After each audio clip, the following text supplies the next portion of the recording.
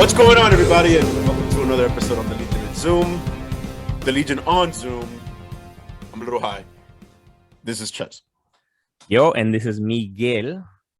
And this is Rod. And I've been waiting for this day for about 355 days. No, 364 days.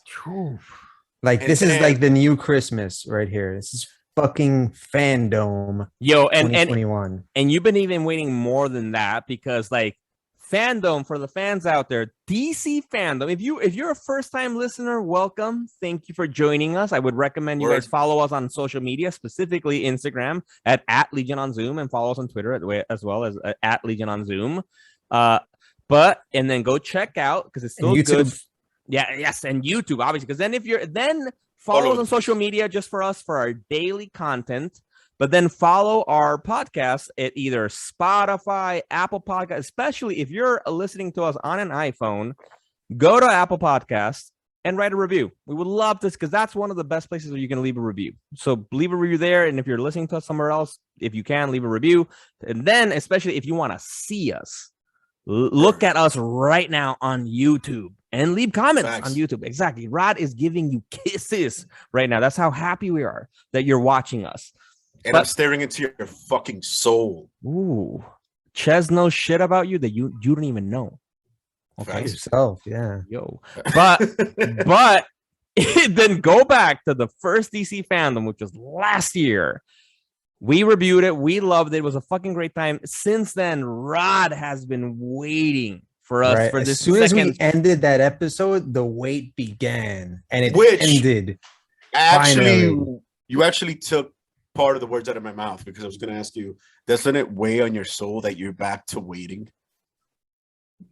I guess. But okay, here's the beauty of Fandome, though. As you're waiting, the epic things are getting closer to you. So hope, keeps you going each day. Because this one is very much a continuation because the first Fandome showed us so much early shit, like Black Adam, the Batman, a lot of these things, the Flash, Flashpoint movie, or whatever they're gonna call it. Like, these were very early projects, and this one kind of got us closer to all that content. Not much new content in this Fandome, more really a continuation of what DC has in store. Because it seems like they finally got their shit together. Maybe they're ready to get at Marvel a little bit. I know Marvel got to be nervous. They got to be nervous because, okay, we're going to break down all the shit. Not everything. It's a 4-hour event. We're going to break down at least the highlights, the things that caught our attention. Facts. But let's get down to the nitty gritty real quick. How much is DC Fandome stopping you from taking your own life? That's a question to Rod and the fans out there, actually. Yeah. So leave us your response in either whatever we said that you can comment right now on YouTube below. How is DC Fandome saving your life right now? And if you don't want to comment there, email it to us at Legion. And quick shout out. Quick DM us. Zack Snyder's Justice League. What? Why? What the? That shit had a powerful message. You even find but let me get there, bro. Okay, Yo, it's a story, bro. The message was at least okay. The message was all about that, right? It was like an a suicide awareness endeavor, like a project for Zack Snyder. Okay. Shout out. Facts. And like for you, any opportunity to bring up Zack Snyder's Justice League, which I respect how on point you are, like in the back of your mind. Your question made me think like, hey, DC is stopping you from taking your life. Hey, this has happened in real life already. Zack Snyder. I love you, Zack Snyder. I love you, Zack Snyder, indeed. But real quick, before we get into all the amazing shit, I have a gripe, gentlemen, as you would imagine. Of course. One second. Fucking hated the execution of DC Fandome this year. It felt greedy. It was a hostage situation. I was very upset. Like, you can tell, like, that they didn't give a fuck about people. I will say to the fans, just to give them guys an experience of what it is to be a part of the Legion on Zoom. It's we mentioned this vividly in our first DC Fandome episode that we have an ongoing group chat between the three of us. which is the LOZ podcast. It's a wonderful space for us to share our thoughts, and we try to save most of them for the fucking show today, and then when we saw DC Fandom last year, we were all live commenting to each other in the moment, preparing ourselves for the recording.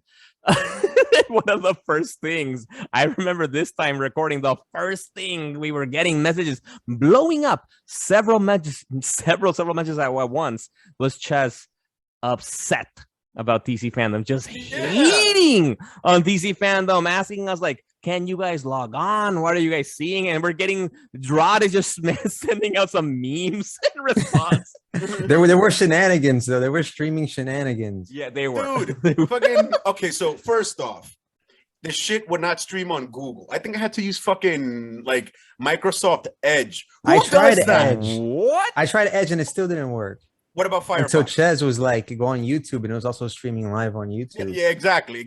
Now, I do want to say for fans out there watching right now, if you're listening, watching us, if you for whatever reason haven't been able to see DC Fandom, because like I'll share in a minute, I wasn't able to fully fucking enjoy it either in live in a moment. I hated that. I will make sure it won't happen again next year. You can go to YouTube right now, and it's still being played. You can rewatch it. I just rewatched some of it today through IGN, and obviously the specific clips. But the full fucking thing, like IGN.com has it on YouTube, so we would recommend you go watch it if you want to experience the whole damn thing. Facts. Like, I feel like I'm the only person that remembers what fandom was like last year. The Hall of Heroes, that concept, it felt like a Hall of Heroes. You got to log in, you got previews to what was coming up. They had a schedule, you know what I mean? They had, like animated, I guess, like features of people like in like a convention hall, whatever. But it carried a vibe, you know what I mean?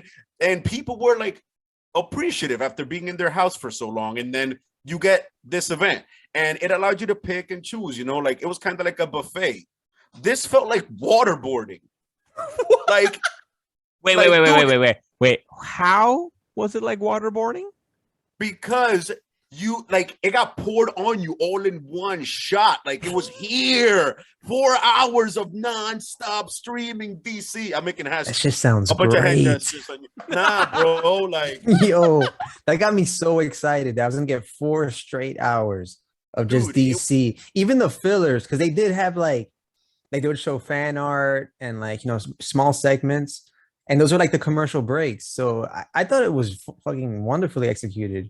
I thought it made more sense to do it this way, because I feel like having it be 2 days last year, like what the fuck? You don't need all that time. Not even I feel like they condensed this one, like straight up. Not even 2 days. Dude, condensed it. They concentrated that shit. And like, it was crazy.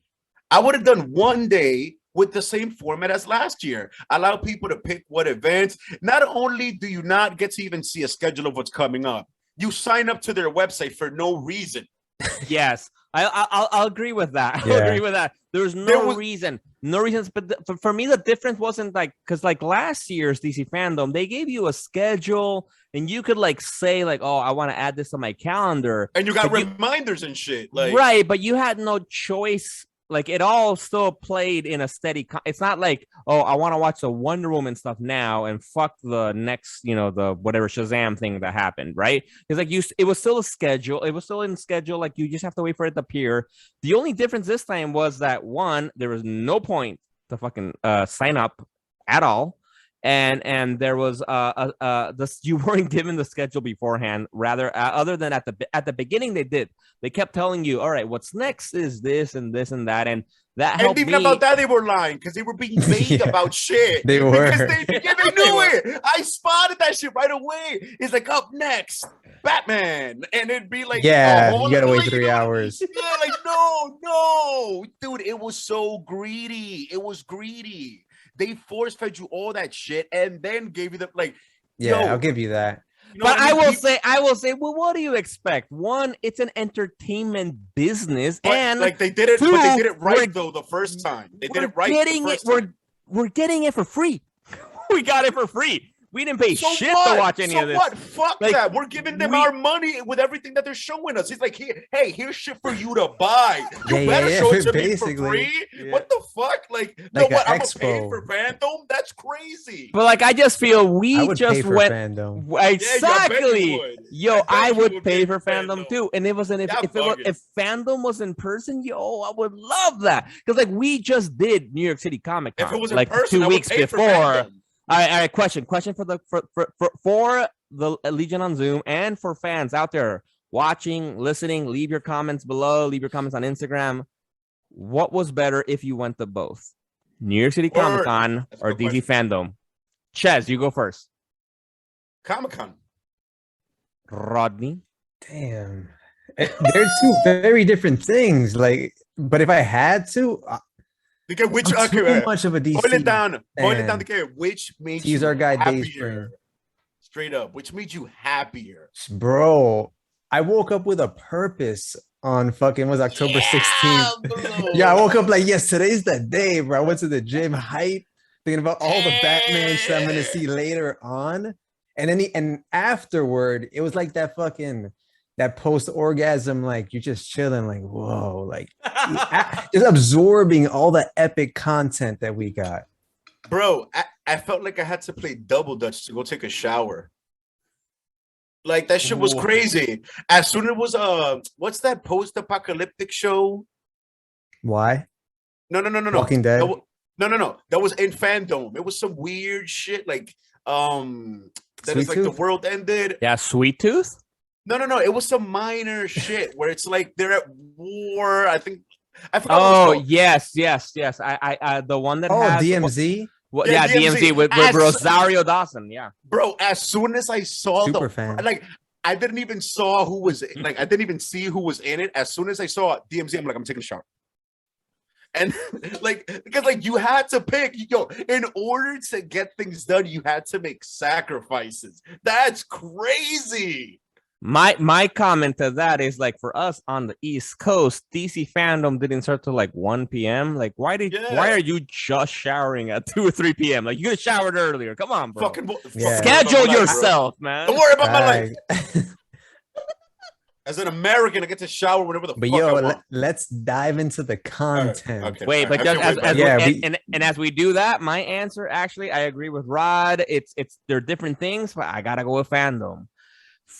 New York City Comic Con gives me the fun in-person interactions, but in terms of content that we got out of New York City Comic, what did we get? Even out of the days we didn't go to, what did we get? The biggest news was that Saga's coming back in January. That's really it. Like, but DC Fandom, and that's also with the fucking handicap that Rod mentioned, not as a handicap, that honestly more than half or at least half of DC Fandom good stuff this year is the same thing from last year, but we got more, right? We got more about the fucking Batman movie, Shazam, about Black Adam, about Flash, all of that we got last year, but now we got more, and I am happy and grateful for it. Dude, and just to put it on record that the both of you are jerk pieces of shit, the only reason why I chose fucking Comic-Con as better than Fandom was because I got to see the both of you. Yeah, I was gonna say. Moving on. But wait. Jerks. I fucking sung all the praises for Fandom, but I do have one gripe. Just fucking one gripe, because we had to air our grievances right in the beginning of the show. Do it, of course. Get it out. They didn't give us a release date for Gotham Knights. Now I've been fucking drooling for this game for a hot motherfucking minute. Or Suicide Squad. We didn't get a release date for either, right? I could wait for that. Dude, that shit. It's gonna be lit. This might sound crazy. I'm looking forward more to Suicide Squad than I am Gotham Knights. Shut your face. Bro, I want to fight the Justice League. Yo, them as bosses? That's crazy. All right. Now that brings us in perfectly to the segment, right? Because like for the fans out there, DC Fandom, if you had to really, it breaks down to three big categories: the video game updates, the TV show updates, and the film updates. I will say there is a little bit of a comic book update, but I will say it was a lot. I felt last year they had a little bit more comic book stuff. than this year. They really had only a few things. They talk about comic books, which I do think it's fucking Detective Comics, right? It's DC. Like, come on, give us more comic books. But I digress. And so with that in mind, that's kind of what we're thinking about today. We're not going to break it up the episode in terms of actually what we saw in the order that we saw them. We're going to break them by the segments. First of all, talking about the big video game news, which as we discuss right now, Gotham Knights and Suicide Squad killed the Justice League. What are your guys' thoughts? All right, Ches prefers Suicide Squad. Tell us por qué. Why? I'll repeat the same thing I just said. Because you get to fight the Justice League. They're bosses. Not only that, I'm a bit more excited to play as all these different characters and like their skill trees and shit like that. Who knows what kind of game is going to be, as opposed to feeling like I'm playing, even though it's a AAA game, I'm sure it's going to be great in Gotham Knights. It like I've had my taste of an amazing bat game. You know what I mean? I know this is going to be dope. They're all good at martial arts. I know the weapons. I get it. I'm ready to do something super like refreshing. I'm looking forward to playing as Harley Quinn. I can't believe I just said that. I'm looking forward to playing like as King Shark. Yeah. You know what I mean? So many people. Who knows what their different abilities but my guy, the Red Hood and Nightwing, Robin, but Jesus Christ. I'm not saying it sucks, but I'm saying out of the two, I'm looking for something that's a bit more on the refreshing side. I know what I'm going to get with Gotham Knights. Martial arts. Red Hood's good at shooting. You know what I mean? Like, yeah. All right, so for people listening right now, you know, obviously, so Suicide killed the Justice League. It's basically like almost like, I guess, a sequel from the same people that have made all the fucking awesome Batman, fucking Arkham Knight, Rocksteady. You know, Rock exactly. Their games, no, and the idea is within that same kind of world where the Suicide Squad specifically is going to be Harley Quinn. I think it's Deadshot, right? Is it Deadshot, right? Deadshot, King Shark, and Captain Boomerang. Captain Boomerang, but a different Captain Boomerang, right? Because it's like he has the Speed Force. He's a hybrid. That's his son. Yeah, he's a hybrid of both. Ooh, they kind of changed it. Like his mom was a meta. Okay, so the Captain Boomerang for the deep cut geeks, he had a son with a meta, I think Golden Glider, and then their son came out with some speed. So he's like Captain Boomerang, but like he could fucking like throw a boomerang, go zip and catch it. So I get, and then this one, it's an amalgamation of those two. And is Golden Glider, isn't she Captain Cold's sister, I think. Captain Cold's sister, right? Yeah, the Rogues, from the Rogues Gallery. Oh, I didn't know that shit. And, exactly. So all right, so then that's the whole like the game you're gonna play as them, and it looks fucking fun. I would say like at least this time we got more of a story trailer than any real action. Again, like como se dice, gameplay, which I wanted to see that. Like I wanted to. That's what we got for both. We got like zero gameplay out of either one, which that kind of irked me. Like, show me a little bit of gameplay, like at least a little bit. All right, so before we get into that, so Rod, can you tell us a little bit about what is Gotham Knights? Because Chess is talking shit about Gotham Knights. Right. People don't know what it is. I am not talking shit. It's funny because they're both spin-off. They're both spinning off off the Arkham series, which is like the most legendary Batman fucking video game franchise of all time. Yep. We've sung its praises on previous episodes. And these are both spinning out. So I think Suicide Squad, you know what? Suicide Squad actually is a bit more compelling because it's making Gotham Knights. It's Montreal, Rocksteady Montreal. Oh shit! Is the same studio for both? No, it's separate. They're separate, but like they're the same company. No, well, yeah, that's what I mean. Like it's like the same umbrella of studio, I guess. Yeah, same umbrella studio.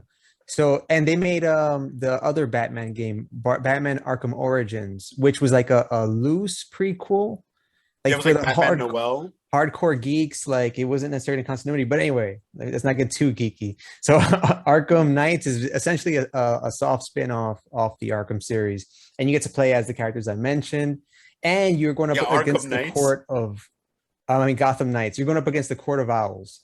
Yeah. And I did like the segment for that video game because they had Scott Snyder on, and he was and Greg Capullo, and they were both talking about it. So they brought the comic book into the fandom in that part at least. But yeah, we didn't get a fucking release date. So I will say, just in terms of the developer stuff, it's a little bit different, but you're right, because they worked together for that one Arkham game. But like I said, because like the proper Gotham Knights developer is WB Games Montreal, which is being published through Warner Brothers Interactive Entertainment. But Suicide Squad Kill the Justice League is developed by Rocksteady Studios, which is more well known, and at least we can trust them a little bit more than W Game Montreal. But they're both being published by Warner Bros. Interactive Entertainment, so there are some levels of things that they may be in common. And as you said, that they had a game, the Arkham Origins game for Batman, that was Montreal. But there's like things overlapping, things are separate, so I do think it may be once the games come out, it may be valid to compare them amongst each other in terms of the developers. Dude, mark my words, this shit reeks of the scene in Dark Knight Rises when the Joker breaks the pool cue. I feel like an executive at WB was, whichever one of you two companies has the lesser game is getting shut down. And go. Like, think about it, like it reeks of that. Watch, you're gonna see whichever game scores lesser in a couple of months, you're gonna be this and this studio is getting absorbed into yada yada yada. That always happens with game studios, but I'm looking forward to both games. But here's the thing: so I'm looking forward to the gameplay of the Suicide Squad Kills the Justice League. I'm looking more forward to the story of Gotham Knights, because that Court of Owls shit is fucking fascinating. Why do you find it different, the story and the gameplay between the two? Because, okay, so the gameplay is going to be, in my opinion, way more, like I said, refreshing in the Suicide Squad Kill the Justice League. But the story is like, all right, like, they somehow got their minds taken over. I'm assuming this is just me swinging for the fences. It'll be Brainiac. Brainiac. It's obvious in the trailer we see that Brainiac has arrived and they're controlling the Justice League. But the Court of Owls might be one of the most interesting literary concepts ever introduced in comic bookdom, in my opinion. That shit came out of nowhere. Like, when they introduced it, that shit never even occurred to anyone that some shit like that was doable. Like, the lore is off the charts. So it's like, I'm split. When it comes to gameplay, the Suicide Squad. When it comes to story, definitely Gotham Knights. And people should read that run with Batman in the Court of Owls. By Scott Snyder and Greg Capullo. I think for Batman Day, if you listen right now, check our Batman Day episode. We talked about that. Actually, I think that was one of my top picks for best stories of Batman overall, like over time, because it's fucking epic. And then for DC Fandome, it was really cool to see, because they did interview Scott Snyder, who was the writer, creator of the Court of Owls, for it, and talking about his involvement in the game. He was kind of like involved as a consultant, and he was impressed with how Gotham Knights was taking this Court of Owls story. I think. Well, someone explain what's the Court of Owls, Rod? Wait, actually, I actually had a quick thought. Rod, you definitely got that, but real quick, I just had a quick thought. What if this Batman movie with Pattinson does amazing, and the sequel they introduced the Court of Owls? They can totally bring that into his world. Oh, they have. Okay, Rod, go ahead. I got goosebumps when I thought about that shit. All right, go ahead. Court of Owls is essentially like this other level of Gotham's like strata. Like they're like the 1%, and they've been controlling things since the beginning. Like they're pulling all the strings, and they're so esoteric that not even Batman in all his years of fucking patrolling Gotham ever fell upon them. And it's the natural prey of the bat. It's the owl, and their eyes wide shut. They all wear masks. They probably have orgies. It's a great fucking story. They don't do that in the comic, but and it's also animated blood orgies. Yeah, they also did an animated version of that too. So. Incestual blood orgies. Damn, some Caligula shit. Think about it. The Court of Owls, if you think about it, the Court of Owls has to be inbred. Because they're so to some extent. I see where you're going with this. They're so selective. They're so selective. And like, dude, they're the 1% of the 1%, like you said. They're like the bourgeoisie. There's some inbreeding going on. There has to be. So incestual blood orgies in the bowels of Gotham. Like that, straight up. Fuck. So we highly recommend go read Batman from Scott Snyder, Greg Capullo's run, to read more about the Court of at least the first few stories.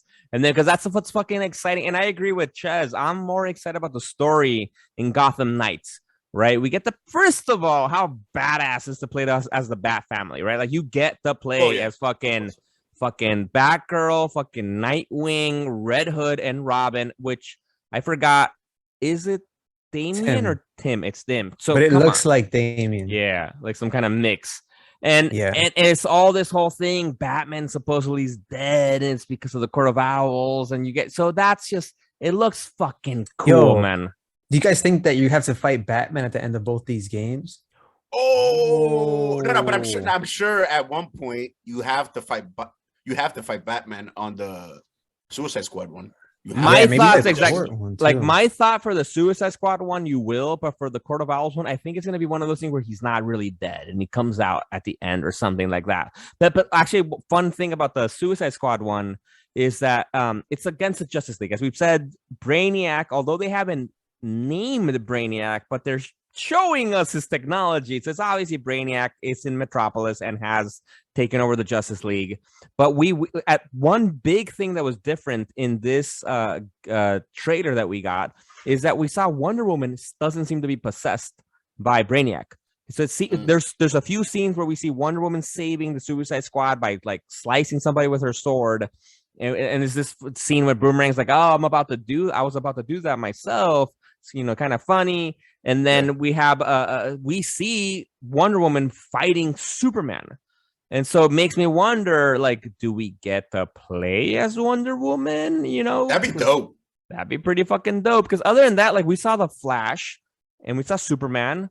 Did we see any other Justice League people in that trailer in this next one? I don't remember. We didn't see Green Lantern, right? Yeah, we did. We did, right? He was walking down the steps. It was Jon Stewart. Yeah. Was he possessed by Brainiac? Did he have like the bane things on his head? He was walking down from a rooftop on, like some green steps made with the ring, which seemed like very like intro to the boss fight. So I'm pretty sure it looked like, like he was being menacing. Look, regardless of how we feel about these games, they're both gonna be dope. We're gonna fucking buy them. Like, if we bought the Avengers game, which we fucking hated, Rod and I just stopped playing it. Like, Ches was the only one that gave it a chance. We're definitely going to buy both of these games, and we're pretty confident we're going to play. Because also the companies just have a lot more credibility to them. We're going to keep, and especially with Gotham Knights being a multiplayer one that we can play online, we will fucking play that game. Yes. But obviously, the biggest gripe that we have so far is that they didn't release, the release date. So it's next year. Or gameplay footage. Yeah, we gotta wait next. Or gameplay footage at all. Well, Dude, you know what? Actually, what makes me probably more concerned, right? If they're not giving us a release date and they don't give us a gameplay footage, that probably means it's not going to come out till like December next year, right? Because it's like, at least you would think they would have gameplay. They'll give us the release date next Fandome. No, shut the fuck up. Yeah. It'll be here before you know it. Fuck it. Yeah, dude. And on top of that, they should take their time because I think everyone learned from what happened with Cyberpunk. You don't rush AAA titles. Don't be greedy, and you'll make more money. Good point. Yeah, with Avengers too. Good point. Oh yeah. Good point. Like people learn. Yeah, because Avengers has been like, como si say, trying to save itself with like, but wait, we have all these DLCs. There's more. And we're gonna have this Wakanda one. It's gonna be awesome. It's gonna save the game, and no, it hasn't. And apparently, Spider-Man's gonna be a DLC at one point. I doubt it's gonna make me want to play the game again. But you're right, exactly. So fine.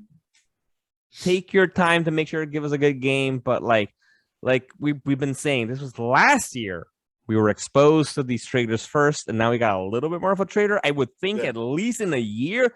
Motherfuckers, it's the pandemic. What are you doing? You're fucking you're coding shit from home. Like, come on, like give us while more. Trying to not commit suicide. Jesus Christ, bro. Give them a break. Yeah. If you're working on either of those games and you're listening to us, come on our show and defend yourself. Facts, yo. And talk about how they're crunching you guys into oblivion. Yo, let's get Ed Boon on the show. What's good? Oh, yeah, he was there talking about Injustice, the animated movie, which just dropped. We all saw it. We're gonna hold off on our review for an upcoming episode. But yeah, Ed Boon. I thought he was there to announce Injustice 3. I was like, oh my god, like it's gonna happen. They're probably working on that. Yeah, I think they are. Part 2 did well. Yeah, and it's only a matter of time. But I guess they're taking their time. It's gonna come out for PS5. All that bullshit. Yeah, I mean, because think about it, like, as 1 and 2 were epic as fuck in their own right, and they were also very different. Think about how hard they got to work to differentiate a part 3 and they with went the same characters. They went Like, deep with part 2. Facts. That's what I'm saying. So for a part 3, they got to go deeper and try not to make it suck. I mean, if there's anyone that would do that, is what, Ed Boon. We're on what, MK30 at this point, and like, so it's like, if there's one person who could keep it going, is Ed Boon. But they got to take their time, just because of how high they swung for the fences in part 2. Like, it was so layered and so many details. At this point, they're just gonna make an Injustice RPG and just say fuck that shit, like an open world Injustice RPG. Oh, yo, I'm down for that. That'd be crazy, dude. Jesus Christ. Oh, that would be insane. Shit. All right, but so we've talked about some of the games, right? And that kind of led to some of the Injustice stuff that we saw, but which is really just hyping the animated movie. But as Rod said, expect soon a thorough fucking review of the movie. We're gonna go deep. Yo, hell, a whole episode in your ear hole. Yes, balls deep in your ear holes. But one of the things I did like the most about the DC Fandome was that we did get also, hello, first time, blah blah. Go check our Suicide Squad review. We loved our, we actually all fucking enjoyed the Suicide Squad movie. James Gunn fucking killed it, did really great. And so it was fucking cool to see that he's making a Peacemaker show with motherfucking John Cena, and not just making the show. He like wrote, I think, like more than half, like 9 out of the 10 episodes or something, 8 out of the 10, and he directed I think they 5. Said all of them. Yo, I think they said he wrote them all. Yo, this is a James Gunn TV show with John Cena, and we got our they're calling it a teaser. Like that was the shit was a trailer, right? Come on, that was a lot. Yo, DC learned so many fucking lessons when it came to Zack Snyder's Justice League, and when they got Snyder, when everyone wanted him canceled over bullshit, and and Disney fired him, WB was like, yo, come here real quick. Boom, project. And then they were like, yo, we know they held you back at Disney, which I'm sure they did. Do whatever the fuck you want. And what's the grand result? John Cena getting hugged by an eagle. Yes. And also, this is the first legit HBO Max DC show we're getting. Yeah, we have things like that were carried over, like Stargirl, Titans, all carried over from different, from DC Universe app and other shows. But this is the first legitimate. Yeah, this is the competition to Disney Plus shows. This is gonna be the first DC show that's on that level with Disney Plus shows. And also with that in mind, because it's also the first actually stemming from the movies, right? Like it's not like you mentioned, like, because the DC Universe app, which has now got bought up by HBO Max, right, had like all these other shows, but they were not connected to the movie. Right. So Peacemaker straight up connected to Suicide Squad, which because of Harley Quinn, right, is connected to the previous Suicide Squad, which is because of that movie is connected to Batfleck, right? So they're connecting things. Man, stop it, man. Yo, hype. Yo, but guys, what did you think of the trailer for Peacemaker? Oh, I thought it was amazing. It was amazing. Like the music, the whole vibe of the show, the way it looks. I encourage people to go on Wikipedia and look up the origin for Peacemaker. It's some weird, freaky shit. So I think they're taking this opportunity to just come up with a whole new origin. He apparently has a shit ton of father issues that they are keeping from the origin. But the whole vibe of the show, I think it looks amazing. And he has a pet eagle that hugs him, which shows how much America he is. And he's packing a desert eagle too. Damn, Jacquino's goals. Facts. Yo, for those of you out, you have to see this. There's this awesome fucking scene where the eagle, this American bald fucking eagle, hugs Peacemaker. It's glorious. And what Chess is saying about the dad and the dad issues that we're seeing, at least we got exposed to that in this teaser. I will say, how fucking cool is it that the dad for Peacemaker is played by none other than Robert Patrick, best known as T-1000 from Terminator 2.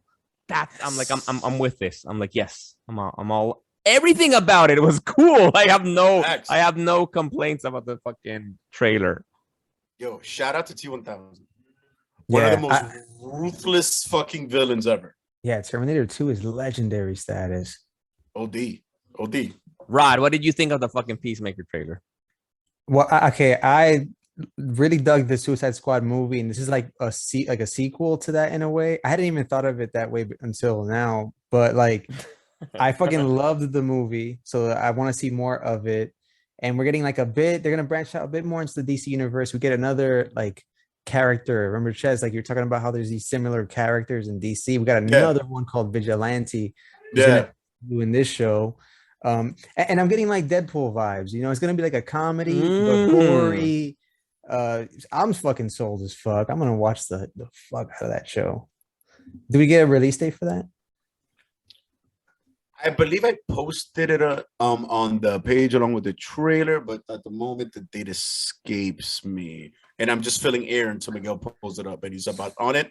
First episode is apparently January. Holy shit! So we're just a few months away, and that makes sense because they showed us like a trailer. Man, they called it a teaser, but nah, motherfuckers, that looked almost done, and I think they're done with filming and all that. So they're probably just in post production right now. So that's gonna be fucking soon. So we're fucking excited for that HBO Max first authentic DC universe fucking show, man. And there's nothing. Come on, John Cena, man. John Cena's fucking great. Like, it's just I'm impressed to see how well of an actor he is, and like I'm loving it. And I just want to give a quick shout out to WB's low-key secret love for muscle cars, because you got the Black Impala from Supernatural, the new Batmobile is a muscle car, and that's also what Peacemaker drives. I forgot what kind of car it is, but it's some rusty ass muscle car, which is America as fuck. Hell yeah. It's definitely better. But speaking of original DC HBO Max content, we've had Harley Quinn is also a carryover. But yeah, she's getting a new season. I thought it would have been out by now, but seeing as how they kind of broke season 1 into 2 in a way, and then they delivered it as 2 seasons. But yeah, that's coming. But the first original DC animated show is going to be Batman Caped Crusader. Now I want to take a second here and quote my guy Bruce Timm, who's one of the original creators of Batman the Animated Series, which is integral to my fucking love of Batman. He says, and I quote, this show is going to be more Batman the Animated Series than Batman the Animated Series. Right there. I could have just went home. Actually, doesn't even make sense. I'm out. What? And then everybody kept saying the word noir. I'm like, just stop. Take my money now. How much of my money do you want? You give me a number. They're like, no, you know what? Like, here's a blank check. Just write whatever you want. I'm okay with it. That's totally fine. Like, actually, the only way to purchase the series is via blank check.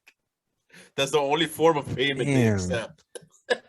What do you guys think that means? What does that even fucking mean, man? Like, I honestly just think that's bullshit, but like, I think it's gonna be amazing, but that's a stupid sentence.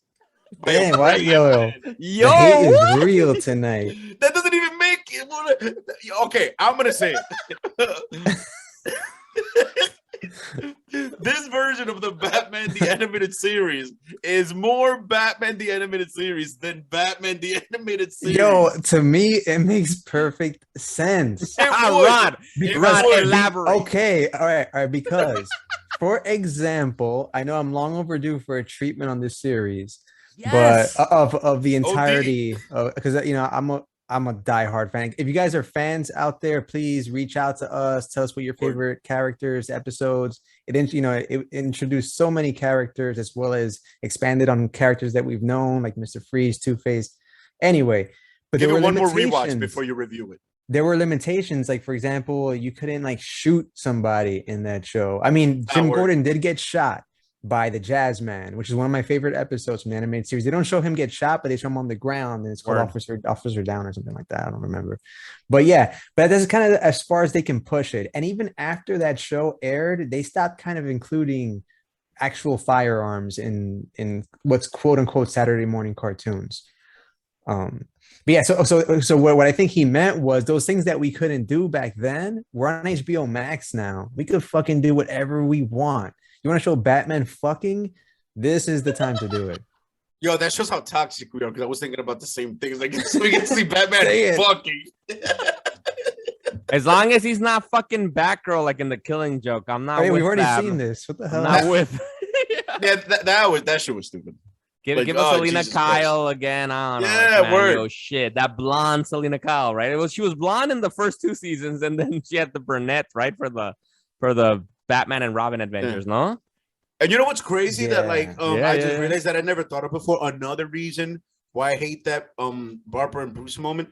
It showed like that Bruce was like, as much as he's known for losing control at times throughout history in different ways, like that's a line that he wouldn't cross because of Gordon. You know what I mean? Like steadfast as fuck. And that iteration of Batman was like, yo, and not just like, Gordon. It also because like she's dated Nightwing, who's like a son to him. It's like it's all these multiple lines. In Batman's defense, all right, like yo. In Batman's defense, Barbara is aggressive in that scene. So what? I think they literally finished fighting, right? So okay. Yeah, they did. So Batman has to first physically stop this sexual, sexy woman force that's coming at him, and then when she puts the body on him, he has to have like the willpower. I mean, okay, Batman is like the counterpoint. Man. Counterpoint. He's fought off Talia al Ghul. He hasn't. He's won and he's lost. But there's times he's been like, nah, dub. Nah, but he's had sex with Talia al Ghul. Yeah. He has. See, he has. Yeah. But I'm saying there's been moments where he has fought her off before. So how the fuck, like Barbara? Oh, then he wanted her from the get. Then. Damn. Even when she was with Dig, he was washing in the cut. Yo, that is some toxic Batman right there. Nah, I man. fucking hate that version of Batman. Quick sidebar. They also debuted shots of this show called Bruce Wayne and Family Adventures. Right. Am I getting this right? Like right. And I saw like a heavy they showed some animation, we'll go into that maybe later, but like a heavy like Japanime influence getting into like the DC animation projects. But anyway, I digress. But yeah, Batman Caped Crusader. Yeah, regardless of how you feel about those scenes, regardless of how you feel about from the Batman the Killing Joke and from the old original Batman the Animated Series, we're fucking excited about Batman the Caped Crusader, especially if it's going to be more Batman the Animated Series than the animated series was. Like, we're fucking with it. And it's just so cool to see the fucking creative team from before back together to make this show. Like, and even if I would ideally would have liked for it to be like a continuation. But you know, if they're choosing to make it a reboot, I'm sorry, fuck it. I trust them. I'm excited for that. So yeah. I'm looking forward to that. J.J. Abrams is heavily involved. He was there at Fandome talking about it. Damn, it'd be crazy. Like if when it ends, it leads into Batman Beyond. Oh shit! Making a canon. Batman Beyond. Yup. Yo, that shit. That talk about something that's due for a remake. But anyway, that's a rant for another time. Good lord, that shit was fucking amazing. Word. But so we've talked about games, we've talked about the shows. These were some of the biggest highlights for that from DC Fandome. We're glad to share our thoughts. What do you guys think about it? But now let's get into the movies, motherfuckers. Ooh, the beef patty. Yo. All right. So let's start off, right? Fans, if you're listening to us, obviously we're gonna talk about the Batman trailer. We are. But wait for it. We're gonna save it to the fucking end. We gotta build up to that, because come on. It was the Batman trailer. Damn, that means that we're subscribing to the same greedy tactics as Warner Brothers. That's right. Fuck, that's fucking right. The irony. I agree too. Fuck. Yo, damn. But the one of the first things we saw was finally some scenes for Black Adam. We saw The Rock. We saw The Rock do his same speech from last year, right? About how like the hierarchy of power in the DC universe has changed, which was like, I personally thought that was a little bit lame for you to repeat that. Like we saw you say that last year. Like give me something to like own up to it, like, and then we finally got some scenes. What did you guys think of that? What did we see? Before we get into Black Adam, though, I want to give a quick shout out to Boss Logic. Because I think he made a quick post on Instagram where he started by making some concept art just by being a fan, and he's such a talented graphic artist that he's actually now a part of the concept art actual team for the movie. That's crazy, yo. Talk about like where it's been to how it's going. Shout out to Boss Logic. Do our show. That'd be dope. Yes. But yeah, fucking Black Adam, dude. It's crazy. Like, the one thing I was discussing with somebody was like how crazy the difference is between him and who's the dude who plays Shazam? I was gonna say Zach Braff. Zachary Levi. Zachary Levi. He's of that ilk. Zach Braff. Right? Zach Braff is the other guy. And John from Krasinski. Scrubs. They all look yeah. Zach, yeah, they all look alike. So that dude, the guy who's playing Shazam, you can tell like that he's wearing a muscle suit, right? You can tell The Rock is just brolic. Like if you follow him on Instagram, which I do, and so do other like a billion people on Earth, he showed you his workouts, his steroid HGH growth hormone fueled workouts, getting ready for Black Adam. And all he told us about the suit was it's like some new technology. Apparently, it seems to be like a liquid they just pour on you. I'm making that up, but that's how tight it looks. Oh, damn, you had me. You had me. Yes, you heard it here first, folks. I mean, I was thinking like Drax, right? His shit is all painted on. Nah, but like this shit is like a suit. Though. You imagine if they would have painted the suit on? That would have been crazy. I give them that props because it looks that tight. Like The Rock doesn't need extra muscles. That's what I'm saying. And thankfully they saw this. They're like, we don't need to puff him up like they did with Shazam, but we'll get to the Shazam 2 segment. But they deflated Zachary Levi's costume. Thank God. He looks so much cooler. The Rock is so brolic, he might be the first person to play a superhero where they have to tone him down with CGI. Yeah. You're too brolic. We gotta make this look realistic, okay? Like tone it down. We have to look at gods aren't this brolic. You have to tone it down a bit. Oh my God. I want to give quick props to DC because I've always felt now, just very quickly, because we have a long show ahead of us. Very quickly, Black Adam is a despot anti-hero in the vein of Dr. Doom. In their minds, they're the most benevolent creatures on the planet. In the eyes of many around the world, they are not. They're everything but that. So I think for one of the few times DC might actually beat Marvel to the punch with at least one archetype character. Because we know Dr. Doom is coming. Word. That is a really good point. I mean, and shit, to be honest, who knows if they're even going to make this Dr. Doom a despot? You know what I mean? They could just make him like some angry motherfucker, like in the original Fantastic Four movie. And then we know for a fact that this Black Adam, he's coming from Kandak or whatever, but we don't know if he's like the king of Kandak yet. You know what I mean? Yeah, not yet, right? Because he seems to be emerging in a sneak peek. Yeah. And I'm not going to front that scene. It felt like almost like it wasn't even part of the movie. Like they just made that scene to show it at Fandome. It felt mad constructed. Like maybe we've seen too many superhero movies to tell. Like in my head, I was like, those mercenaries don't look like they have a purpose to be there. Like, you know what I mean? They're like, they just set up the scene real quick to show how good everything looks. You know what I mean? But it looks great though. Like even if that's part of the movie and the scene felt a little bland, seeing the suit and like how he kills the guy with the lightning and everything, and the fact that they, I guess, summon him by using the term Shazam, interconnects it with the Shazam movies. You know what I mean? So it's like looking so forward to it. Definitely. Right. So because for the people out there, like, you know, if you don't know, like Black Adam is like kind of like one of the main rivals to Shazam, you know, in terms of canonically and through the comic books, and they share history. But like, as we've been mentioning, even like right now, like Zachary Levi's Shazam was fun. We liked it. It was a good movie, but it was still like, it's still kind of like, I don't know, like it felt more among the lines of the Disney type, like, not what we're used to for DC, that tend to be a little bit grittier, darker. and seeing this, like I did, like, you know, as much as I thought the Rock's speech this time was like, I felt like it was impressive last year, it's the same this year, I don't care.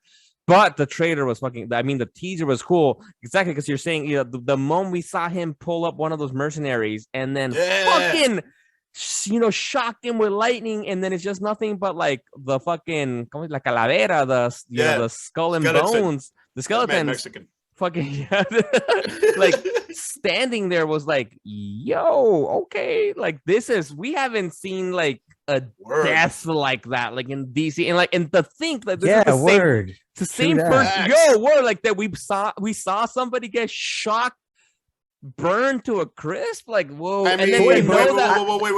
What about when they fought Darkseid in Justice League? Didn't many people get killed there? I was gonna go even differently. Like, should that movie, like, didn't like the Deadly Sins like kill some people? Wait, I only saw it once in the Shazam movie, the 7 Deadly Sins, and Dr. Sivana, right? They're the main antagonists. I think like when they're free, like the sins, they're like, I think they actually kill. So. I don't remember. I only saw that shit once. But yeah, but one thing is like one of the villain like creature things killing versus like the protagonist of the movie, because this is a Black Adam movie. He is the star of the film, and we just saw him burn somebody to a fucking skull and bones and shit, man. And like and like hold a bullet like that, like a la Superman shit. It's like, okay, all right. And it's fucking crazy to think, like, is he gonna fight fucking Zachary Levi Shazam at one point? Because he's gonna die, right? At that point, because come on, The Rock, like, so now I believe about the whole hierarchy of power is gonna shake and whatever. Which is kind of interesting when you consider the optics of how he killed that person. Like, it sets the tone for like how nuanced those conversations are behind the scene. Like, all right, you want to make it intense? He didn't have to electrocute him. He could have legit just squeezed his throat. But for some reason, all that blood and gore, that's not acceptable. But if you fry every single fucking cell to a crisp, that would have been excessive. Which death is worse, though? Omni-Man. That's some Omni-Man shit. Yeah. But if you think about it, like, it goes to show, like, it's okay to fry a body and then crush it, as opposed to just crush it. Yeah, he was type merciful, like, you know, like just. Yeah, you know, exactly. That's what I'm like. Which brings up the question, like, Superman would have gone done way more efficiently. I'm just putting that out there. Like, it would have been way more efficient for Superman to carry that out. But still, can't wait to see it. Hopefully, I can't wait to see the moment, and this is probably going to happen when we're in our 40s, when The Rock's Black Adam meets Shazam on the screen. Nah, I don't think it's going to be that long. Facts. Dude, when we're in our 40s. Well, like, maybe actually, I don't know, in 40 years from now. Like it says 3 years, right? Like, you guys are old. Yo, we're old. Straight up. Yeah. Probably. Anyway, but so then speaking of Justice League members, right, from Superman, that's another next thing we got. We got our first look at Aquaman 2. They had no trailer, no teaser, anything like that. They just had first look because they're actually in production right fucking now. And they showed us some scenes. For me personally, one of the things I love the most, like, I was so about Aquaman 1. I don't know why I'm a little bit more hyped about this one. I thought I got sold by the scenes they showed us, and especially like seeing Black Manta's suit right now looks fucking dope. Like, I don't know, like I'm for it. Like, it looked cool. Oh yeah, dude, that suit looked ridiculous. But then at the same time, we also got to see Jason Momoa's stealth suit. Which was wavy. I want to understand the concept of it. Like, I'm like, oh, so think about it. Why does Aquaman need a stealth suit? That's kind of makes no sense. Like, he could just be naked or some shit. Like, you know, like he's in the ocean. Like, it's weird that he would have a stealth suit, in my opinion. But it looks dope, and I think the movie's gonna be freaking great. Because I think they were trying to like find their footing on the first one, and it worked. But I know they got Dolph Lundgren is back, who's also shooting the Expendables 9 or some shit at the same time that he's shooting this movie. So we get that epic Dolph Lundgren underwater character. I think we even have Ocean Master back, right? Yeah, we do. Yeah, he's in this. Yeah, and Black Manta. Facts. Yeah. Dude, it's gonna be dope. It's gonna be dope. Like just think about how big the last one was, and the last one felt pretty big for just a condensed amount of time, almost what it felt like. Like, it felt this one, that last battle in that movie was exhausting in a good way. Like, holy shit, a lot went down. But dude, I'm excited for this one. Jason Momoa, get all that money, Khal Drogo. You deserve it. You beautiful man. Yeah, same. Like part one, I got to rewatch it. I've only seen that one. Also, I've only seen that one time. But yeah, this one I'm looking forward to it. Fuck it, more DC shit. It's not in my top like 3, I don't think. But we'll break that down at the end. We'll see what we got as our top 3 most anticipated, because I think we did it last year, and obviously I had Zack Snyder's Justice League. I think I'm on the other side of that shit. It's crazy. Nah, dude. I think my number 1 spot. I already know what it is, but yeah, we'll get to it. And in between all this stuff about the DC and all its glory, like, is this studio like a subcategory of the, like, are they owned by DC? Yeah, of course. So now I think Chess is mentioning, we mentioned before some of the animated films that we've talked about from Injustice that just came out. But one of the biggest announcements was like, and we got some of this from DC Fandom last year with Milestone, which is an imprint from within DC, kind of okay. You might think about as Vertigo, right? Vertigo was an imprint of DC. Milestone, which was this heavily fucking awesome Black African-American led imprint that had like their own fucking books and everything. And Icon was one of the, I read, that's the one I know I think the most, and Static Shock too. Come on. Yeah, Static Shock. Was that they made a comeback. You know, they haven't been in the comic books actually, like, you know, daily, weekly since like, I don't know, like the 90s, years. No, like, yeah, years and years. And so they came back last year. Season 1 of these books has been happening, which is supposed to be, I think, separate from the main DC universe. I haven't read any of the current books yet, but I've been hearing great things about them. And some of the things that we've been hearing is that now they're going to come out with the season 2 of the books, which apparently is leading to this big ass event between also all the comic books that they're going to, you know, coincide, which looks exciting. The biggest fucking coolest thing is that they're making their first fucking animated fucking film, man. And from what we know of DC animated films, we've said this before, we fucking love them. Like, it's so totally masterpieces forward almost. To this, man. Do we know what character is going to be for? Probably Static Shock, and they keep or Icon. Yeah, and Icon was also in Young Justice, which also just dropped on HBO Max season 4, and we're going to talk about that eventually. But yeah, I remember Young Justice bringing in some of those Milestone characters and being like, "Oh shit!" I mean, outside of, you know, because the DCAU did that first with Static Shock and integrating him into their universe, which is fucking epic. Because then you get to see him in Justice League Unlimited, all grown with the dreadlocks. Mad epic, yo. Anyway, but yeah. Shout out to Milestone. Yo, apparently I'm very like, actually I didn't know that Icon was in fucking Young Justice. I have to fucking see that again. But like, and his Robin, like, I forget what her name is. Right, but right. dates her or some shit. I don't. The last time I remember seeing Icon. Right. Yeah. Because wait, wasn't he like Rocket? Wasn't somebody on trial or something? Icon defended somebody or some shit. The last time I remember seeing Icon on a screen was he was defending somebody in an intergalactic trial of some sort. I think it was in Justice League Unlimited or some shit like that Icon defended them. I could be like maybe mixing stuff up, but I remember something along those lines. But I've always been curious about that character, and which he's almost like he's an alien. He's basically a black Superman in a way. Right. Exactly. Yeah. And he's almost at that level of power, which it's kind of weird that in this era of like inclusivity and wokeness and so on and so forth, yada yada yada ad nauseum, is like characters like Static Shock and Icon for some reason have stayed so like relatively dormant. You know what I mean? Especially considering how big Static Shock used to be. Yeah, dude, we used to wake up excited on Saturday mornings to watch Static Shock, like hear like the hip hop intro and shit. Like that cartoon was dope. And for some reason, Static Shock was just faded into the annals of time. Like it's like a movie is almost always getting done of Static Shock. A show is almost always getting done. But for some reason, we get, this is gonna sound wrong, but you understand what I mean. We get a shitty Batwoman, like, and supposed to Static Shock. It's not gonna say original. Basically, Leslie was also there, Fandom, looking smoking. And she's. They showed a quick like sizzle reel, and I was like, I don't know. Like, I've been lately perusing like HBO Max, like the B-sides and shit. What they got?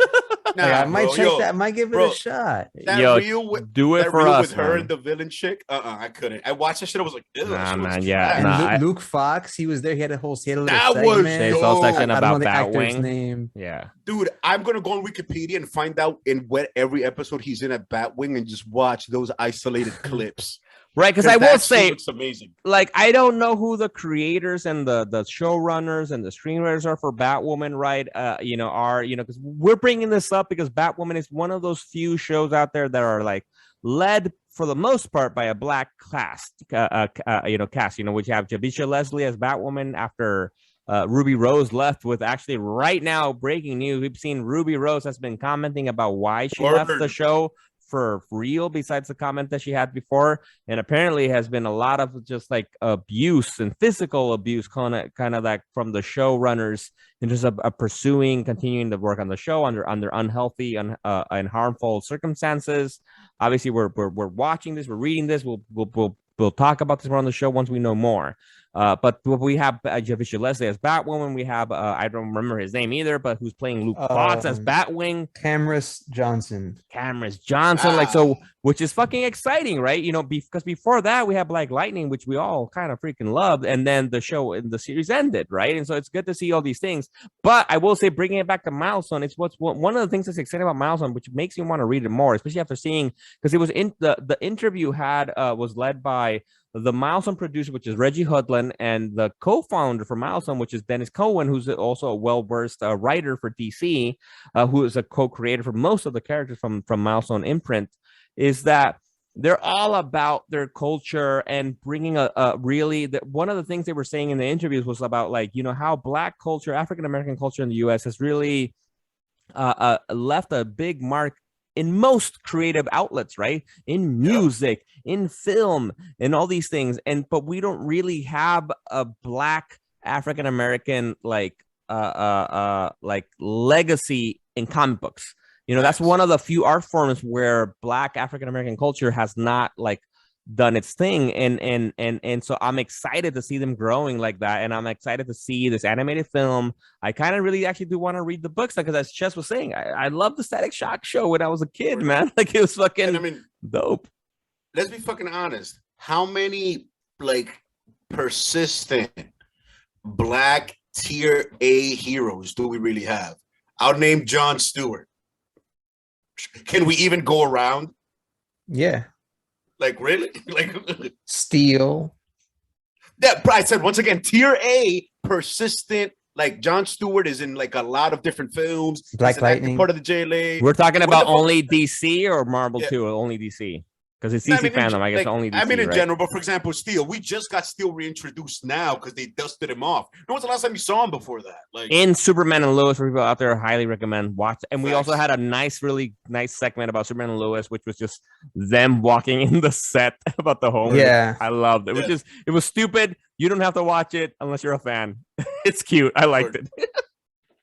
But yeah, it's like there's not. Yeah, but that's right. So in DC, what other strong Black characters do we have in DC? Like, I thought in terms of Marvel, I thought Rhodes, War Machine, right? We have obviously Captain America, Falcon, Storm. Yeah. All right, DC, Jon Stewart, Black Lightning, Steel. And mind you, Steel is barely used. I want to put an asterisk on that. I want to because top. Oh, come on, Shaquille O'Neal from. Wait, I'm trying to think of more. I'm thinking the Signal in the Batman card. But he's new though. Yeah, I was thinking top characters, but I didn't want to go with like the new ones. I'm thinking like Legacy, like Epic. See, I think all the more reason. This is why DC needs to really support Milestone, and actually, I think it needs people like us. Like, let's read. I haven't read really any of the new Milestone stuff. Like, I'm definitely gonna check them out. I want to check it out to see what's good. Also, one of the things that made me also very interested about it, especially now of us that we're New Yorkers, we live in New York. Well, you guys are born and raised out here, but like, been living here for now 10 years now, is that a lot of it is based from their experiences of being in New York City and that kind of stuff. So I'm like, all right, cool. Let's check it out. Facts. Fans, we encourage you guys to go check out Milestone Comics and their wide catalog and read something. We're sure that one of their characters is going to strike you in some way, shape, or form. Definitely go check them out. Static Shock is on DC Universe Infinite. I started it, but I don't have enough to give a review, so we'll hold that off. Hey, maybe we can review that. Yeah, no, and actually, I think most of the Milestone books have been coming out in DC Universe around the same time. I think actually, because I've been seeing a lot of them pop up. And their old school shit is popping up there. Oh yeah, that's true. That's true. I gotta check in Comixology. So they're gonna see like a whole resurgence and people buying back issues and shit. Hell yeah. Because I think they used to be like an icon comic back in the Disney. Yeah, they announced like a fucking broad ass compendium and shit. Exactly. One of the big announcements. Yeah. Facts. And then onto other big announcements and more epic shit. We had mentioned it before. The antithesis of Black Adam, Shazam. Shazam 2 is coming out. And they got fucking Helen Mirren in this shit. I was like, wait, what? Who the fuck is Helen Mirren? One of the epic god lady queens. I think she's playing Calypso. Who is Helen Mirren playing, or who is Helen Mirren the epic actress? The epic actress. Damn. What has she done? I don't know. She's one of those like epic old school ladies that have been in film since before they were slicing bread. Yeah, apparently she's done actually. I think. Oh, was this a DC film? Like, all right, so she's done. She's done some of the Fast and the Furious. She did F9 apparently. Yeah. She played Jonathan Statham's mom, Jason Statham's mom. He did Hobbs and Shaw. I need to see all these films. Yeah. Jonathan Statham. That's his brother. He's not Jason, doing as well as his brother. Who the fuck is Jonathan Statham? Yeah. She did the movies Red. I thought, isn't Red? Those are Red properties, right? Yeah. Retired and Extremely Dangerous. That shit is great. It's Bruce Willis, dude. Bruce Willis, Morgan Freeman, Helen Mirren. You bugging? It's of like I think it's losers. On HBO Max. Yeah. I haven't seen that either. I'm not fucking with you. I'm out. I need to watch those. I'm not fucking with you. Jonah Hex. I almost watched that shit the other day. Now, I encourage people to go on HBO Max and go into that weird bin. They should call it that. Yeah, weird bin. But Helen Mirren is a legit fucking actress, but she's 76 years old. She's been in the fucking film industry for fucking years, and she's like, she's hot for a 76-year-old. I'm not gonna lie. She's exactly. She stays looking good, man. She is if I were to bang a woman in her mid-70s, it would be Helen Mirren. All right, I gotta see her now. Yeah, she's attractive, definitely. Yo, man, I wish my partner looks like that when she's 76, man. I wish I looked that good, man, when I'm 76. I wouldn't look like Helen Mirren when I'm 76. Yo, she is the only person to achieve. That'd be a come up.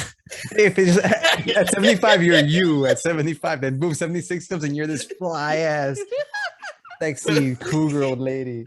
That'd be. Anyway, she's a badass actress. She's well known. She's received Academy Awards, Tony Awards, special accolades. So it's a big deal that she's fucking doing Shazam. But what did we get really from the Shazam 2 first look? Not much, right? Just the fact that he's not wearing that ridiculous costume anymore. Thank God. Now I can become a fan. I'm ready. The fact that the whole Shazam family, they all live in the Rock of Eternity now. So it's their lair. And it looks fly as fuck. That's a good point. And we get to see Shazam again because I saw like a decrepit Deman Houndsu like in the back, like he was like poking out of somewhere, like for like a scene or something. Like they showed like a live action shooting of the movie. I thought he was like gone, you know what I mean? After he gives him the powers and shit. So they're definitely going to dive way deeper into the lore of like the whole Shazam and the lightning. And I'm hoping they might even mention Black Adam in this one. You never know. You took the words out of my mouth. I hope they have to. I stole your thunder. There are too many of them. I hope he just starts like ripping their necks or some shit. I bet that's how a few of them go out. It won't be this. At least movie. One of them. Yeah, at least one of them. Like he just the other epic half, one. Like there's another one that's a competition a little bit. The one with the beard. The green one, I think. Yeah, he's had competition for Shazam. Like word, he's watch out, bro. That was really broad. And you got Billy Batson, and you got Mary Marvel. I don't know all their names, but there's like a little set of them. And Megan Good, I don't know who she plays. That's just the actress, and she's hot. The one who plays isn't not Mary Marvel, the other one, the black chick, Megan Good. I don't know what her Shazam name is or whatever, but Megan yeah, she's Good. Fun. Yeah, she's not Mary Marvel. She's the other one. Maybe her name is just her character's name because there's just a Mary Marvel in the comics, so she might be a completely original character. Yeah, Mary Marvel, part of the Shazam, the red one. She plays Darla Dudley in Shazam, which I don't know what the superhero name is, but she's Darla Dudley. She's a Jeff Johns creation. She's the purple one. Yeah, that's some Prince shit. Jeff Johns and Gary Frank. The Purple Rain. But the movie looks dope. I hope they learned their lesson and don't absolutely waste the after credit scene like they did with the first movie, where they just showed that we're gonna get a villain that's like a caterpillar or some shit. Oh, I thought you were talking about the Superman shit. No, that was dope. I enjoyed that. That was pretty cool. Like, you know what I mean? It was cute. Like, for what the movie was, you would expect some shit like that. But them foreshadowing their next villain, that after scene was Mr. Mind. whack. Yeah. Like, the way they did it, I would say that's the wackest. Oh, I don't remember that at all. In the history of all after credit scenes. Probably pretty whack if I don't remember it. Exactly. I remember it. It was a wasted opportunity. Opportunity. Yeah, honestly, that Shazam movie left a lot to desire. Like, it was fun and entertaining, and it was also in the moment. It was also kind of a nice change because it was a more lighthearted one compared to what was going on. And so it's not what I was expecting.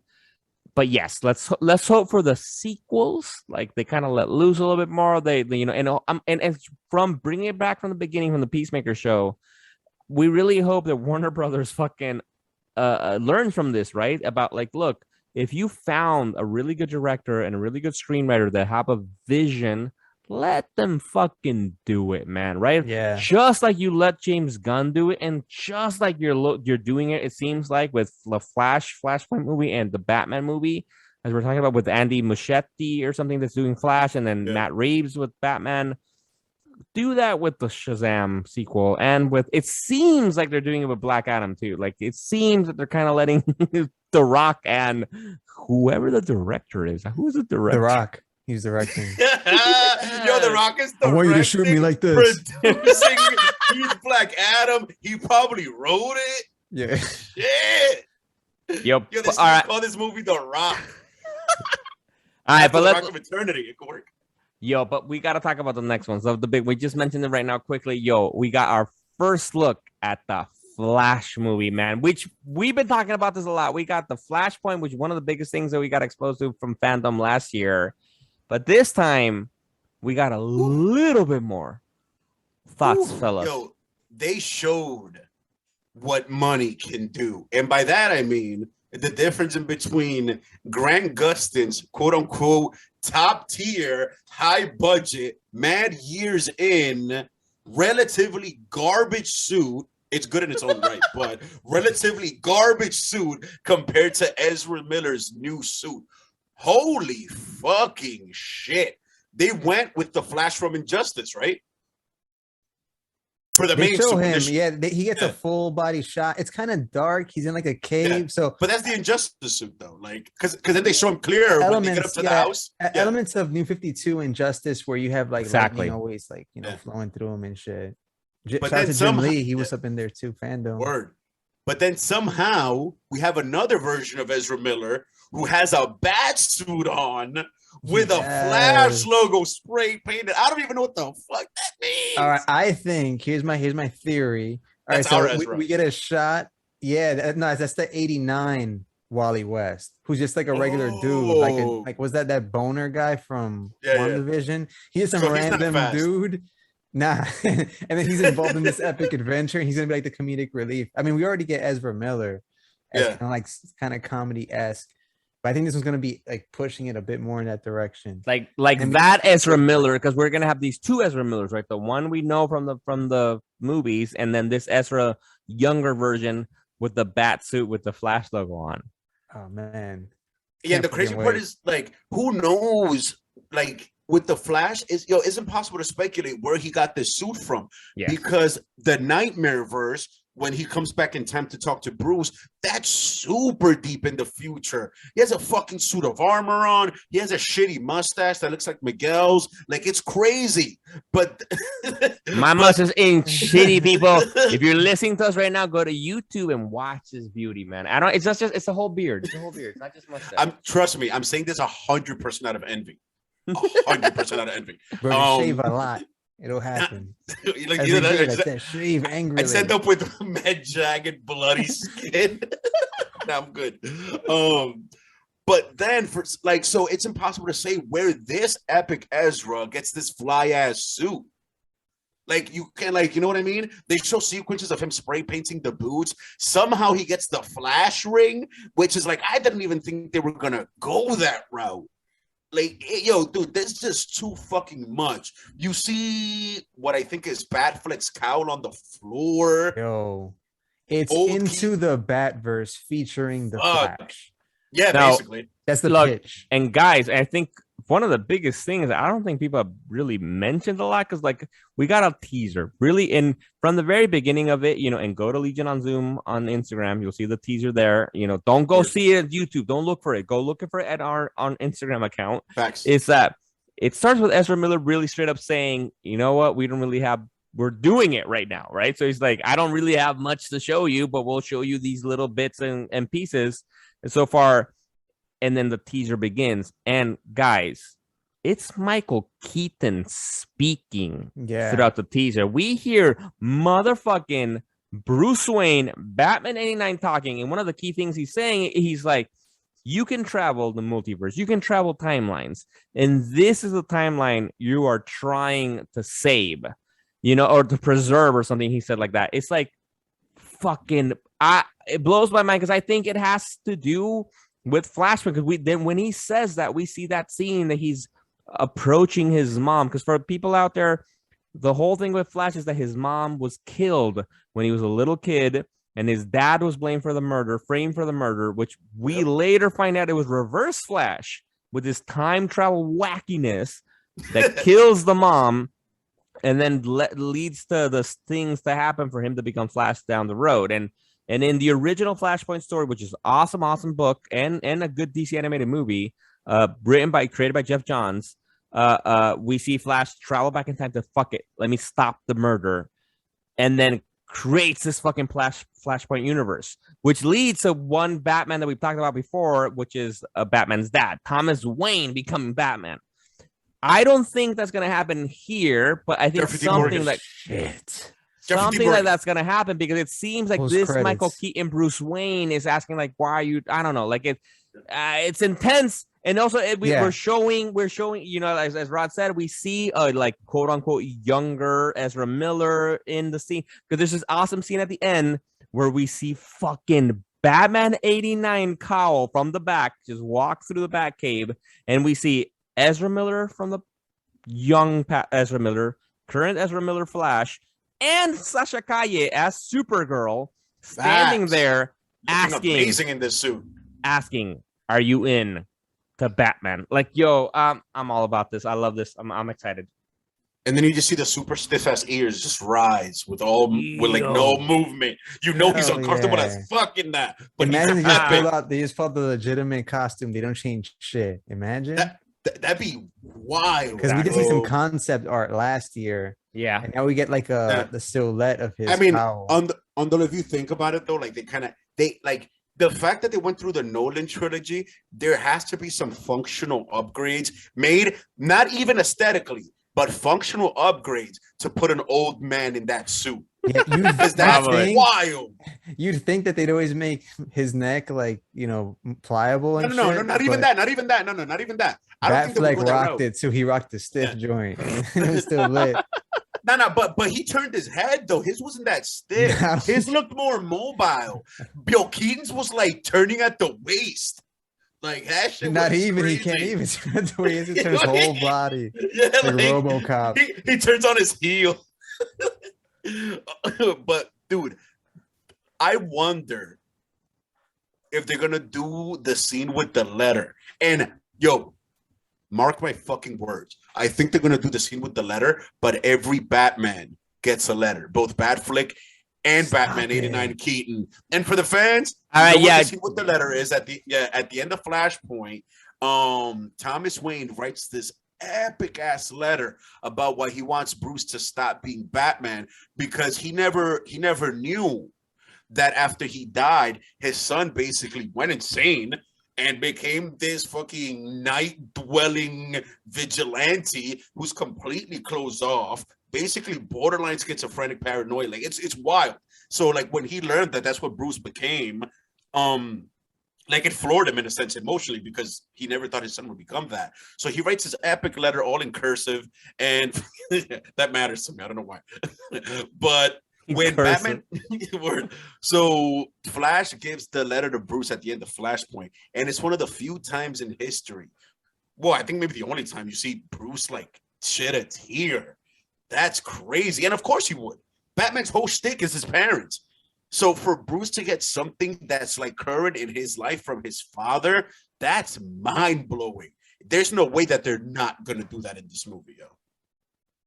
Plus, they're not gonna do it. Because in the Flashpoint universe, Bruce gets killed in the alley and not Thomas, and then he becomes Batman. And I get in this movie, they're kind of like, I guess they're just exchanging Thomas Wayne for maybe Mike Keaton Batman, and then making the story work that way. He's playing that role, and a Cyborg was supposed to be in this too, and Ray Fisher was supposed to be in this movie, and because of all the shenanigans, I don't know what happened, but that would have added to it. I love the fucking Flashpoint in comic book format. I think that was Andy Kubert and Jeff Johns, and the animated version just floored me. So I hope that whatever they do with this is good, because they have had some creative changes, and I just hope that it doesn't just blow up because it's too much.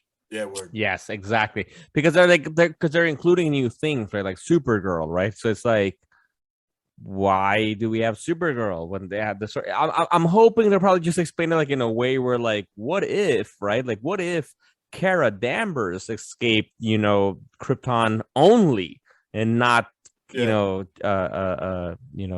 Yeah.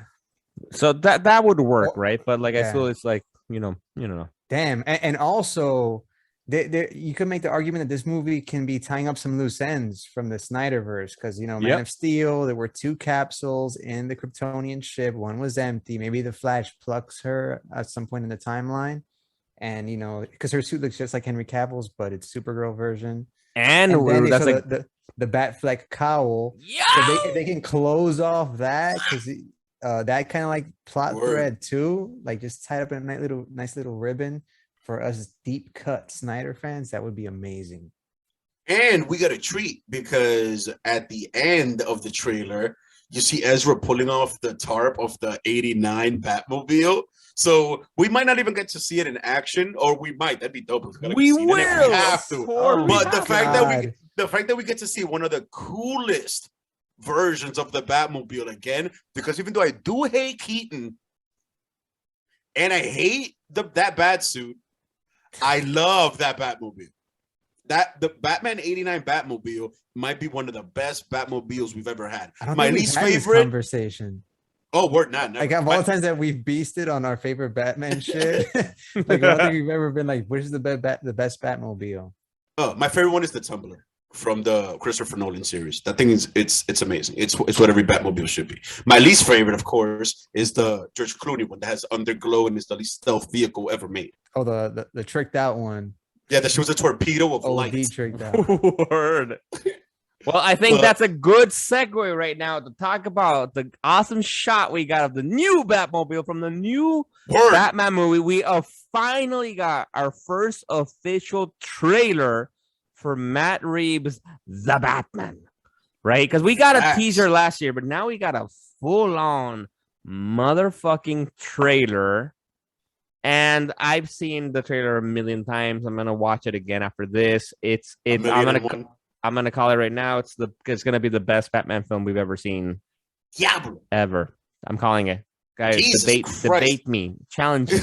No. Before that, just even fuck Robert Pattinson for 1 second. Quick shout out to Colin Farrell. People, if you forgot what Colin Farrell looks like, this dashing fucking Irish, Scottish, whatever he is, those people of a man, go Google him real quick and then rewatch that trailer. Holy shit. Nah, Yeah. I don't think shout out to Colin Farrell. Shout out to the makeup and cosmetics people in the fucking the Batman film to make the prosthetics that have on his face to make him look like someone else. That's incredible. Because I remember when we saw our first images of him as the Penguin, we were, I don't know, it was like, all right, that looks a little weird. I don't know, but like in this trailer, we finally got to see him in action, talking and acting, and it's like, yo. I like he's the Penguin. I'm sorry, Danny DeVito, move aside, and I'm sorry, awesome guy from Gotham, which I should know your name. Move aside.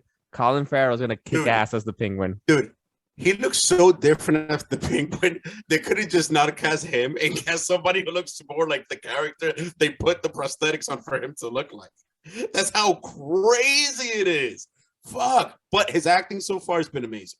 And oh, by the way, just quick backtrack to the beginning of the episode. When it comes to Gotham Knights, the reason that the Penguin is a big part of that is because the Cobblepots are one of the OG families in Gotham, along with the Waynes and every other family in the Court of Owls. Okay, just wanted to bring that up real quick. Yeah, all that shit. Fucking crazy. But yeah, wait, Kane's? As in Cassandra Cain? No. Because the Elliots are Tommy Elliot. I know that. Right, from Hush. Yeah. Oh, what's Batwoman's real name? Cassandra Cain. That's what I asked. Yeah. No, Cassandra Cain is the Batgirl. Kane with a Kane. Courtney Kane. No, is it Courtney or? Damn, I forgot this shit. It's not Courtney. Damn, I have no idea. I think it's because Kate Kane. God damn. Oh, okay. Wait. So her family's one of the OG families too. I never thought about it. Yeah, they're both Kane, but different like spelling. But it's Kane, different spelled, and then the Kate Kane is but family with the Waynes though. You know, like they're from the same kind of family too. Yeah. It's I think her mother is sister to Kane, right? To Bruce Wayne's mom. Some shit like that. Geeky fucking Batman facts, shit right here. Yeah, but I know that the Cobblepots are important to that story because they're like OGs in Gotham too. Yeah. But yeah, we digress. Fucking, and on top of that, this movie might have one of my new favorite Batmobiles because that muscle car looks sick. But overall, the vibe, the score, the intensity of the movie, Selena Kyle, who's Zoe Kravitz. God, Lenny Kravitz has amazing genetics. Jesus Christ. And like he made Catwoman. Yeah, that's crazy. Wait, and Zoe Kravitz has an epic mom too. Oh, Lisa Bonet. Look at that, yo. Yeah. That's the girl from Cosby Show. Yeah, from the Cosby Show. Yeah. She said she's ex-wife to Jason Momoa. Yeah. Oh no, she's the current wife to Jason Momoa. Yo, she is a badass. Yo, as a straight man, I envy Lisa Bonet from going to Lenny Kravitz to Jason Momoa. She likes that grungy, epic. She only knows top tier penis. That's crazy. Yo, and honestly, also like Lisa Bonet and Lenny Kravitz would only make a beautiful human, man. Like, yo, Zoe Kravitz, regardless of her being beautiful, she looks fucking epic as Selena Kyle. And we saw some action scenes with her, and also her wearing wigs and talking to fucking Robert Pattinson's Bruce Wayne and Batman.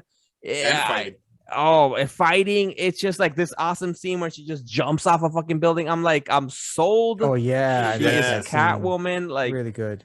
And bro, fucking, you guys know I like to take deep dives into the Instagram comment sections on some bootleg sociology shit. So when they first cast her, the immediate toxic reaction, why is Catwoman black? Selena Kyle's not black. Blah, blah, blah, blah, blah. I'm a stupid piece of shit. Blah. Boom. They showed the first image of her, Selena Kyle, recently. I dive into those comments, and then after the trailer, oh, she's amazing. Yada, yada, yada. This looks great. People, shut the fuck up. Like, just go read Frank Miller's Batman Year One. He's been made Selena Kyle black way back when. Facts. Like, oh, dude, she looks fucking amazing. Shout out to Zoe Kravitz. And also watch. We've talked about this a lot. The Harley Quinn show, man. Season 1 and season 2 on HBO Max right now out. Love it's that great. show. Fucking Catwoman is black on that show. There's nothing wrong with it. She's fucking awesome still. Like it's just fucking epic. And also, I think wasn't it the original Catwoman from Adam West's show? She was black. What's the name? Or was it Latina or black? No, I think. Yeah, I know one of them was black. No. I think she was black. She was African American. The very first one. Yeah, the first Catwoman was African American. Yo, I think she was on Comic Book Men. I forgot her name though.